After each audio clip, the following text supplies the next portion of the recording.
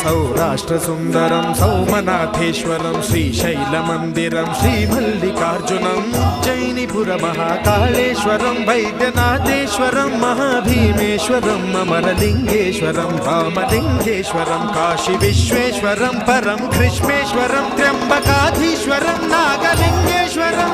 श्रीकेदारलिङ्गेश्वरं लिङ्गात्मकं ज्योतिलिङ्गात्मकं वायुलिङ्गात्मकम् आत्मलिङ्गात्मकम् अखिललिङ्गात्मकम् अग्निसोमात्मकम् अनादिम् अमेयम् अजेयम् अचिन्त्यम् अमोघम् अपूर्वम् अनन्तम् अखण्डम् अनादिम् अमेयम् अजेयम् अचिन्त्यम् अमोघम् अपूर्वम्